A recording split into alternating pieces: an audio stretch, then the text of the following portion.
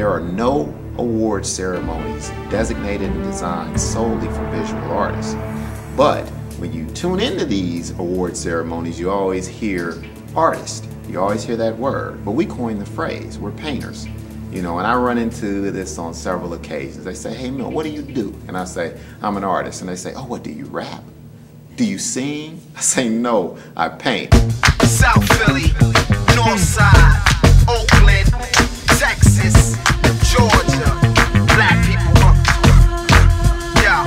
This is not just your regular little show with a lot of different, this is the biggest solo show in America. I come from a very large family, 5 girls, 5 boys. I make up the 10th child.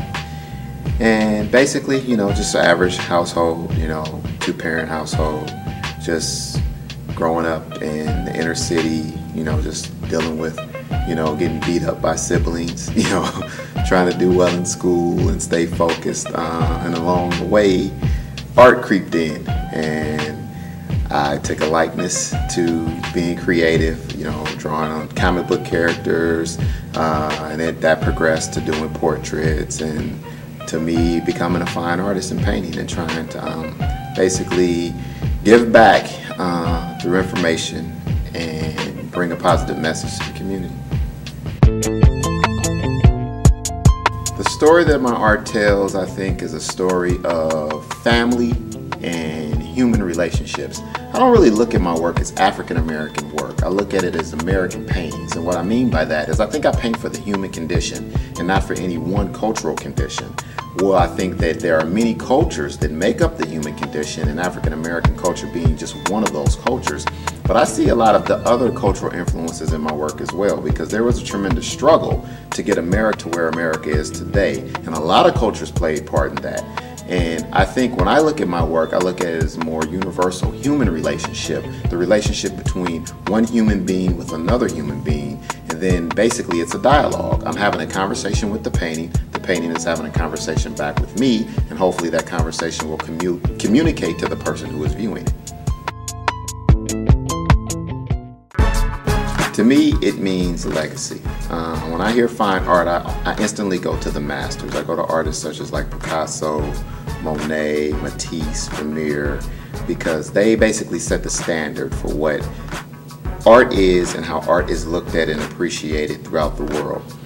The European masters set a stage, and then that carried on to the American masters, where you had artists such as Jackson Pollock, Jasper Johns, Lichtenstein, de Kooning.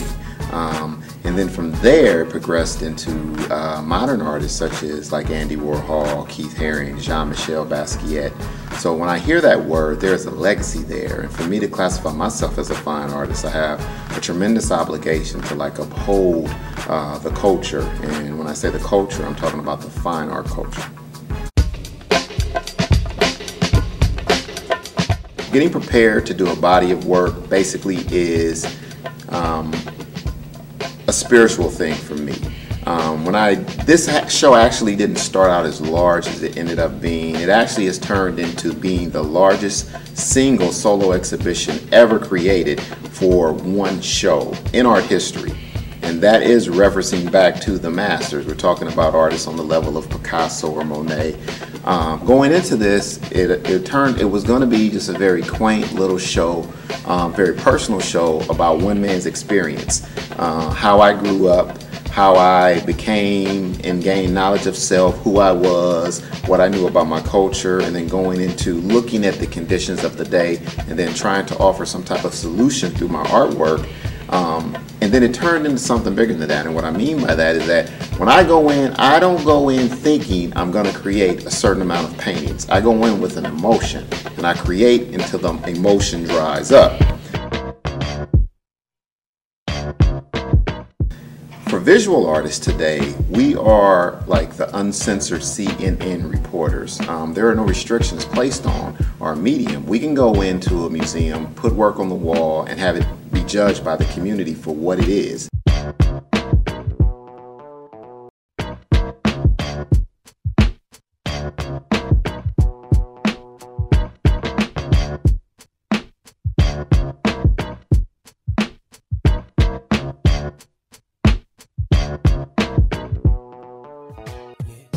I think the most powerful thing for me was just the message. It gives you a voice, an articulation to kind of like look at your history, think about it in terms where it can inspire you to be able to articulate to someone else, pass it down to a friend, your children, and just a voice to talk about it with yourself even. And very beautiful. The brother's real powerful.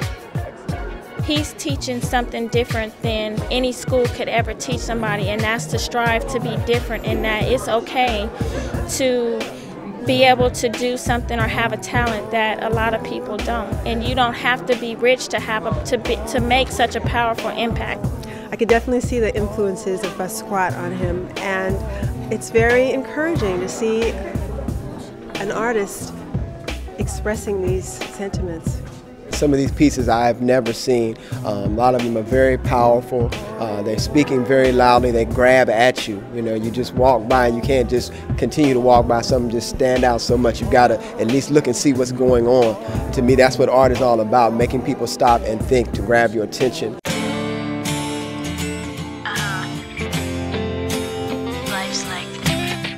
I think that history has many faces. History has a lot of characters. And I think that I just play a small part in defacing some of these characters, telling a different side of the story. In the physical sense, one day I will pass, but I will always live because I am leaving pieces of my life, pieces of my life's work, pieces of a dream behind. So I mean, I'll live. Milton 510 is gonna be around.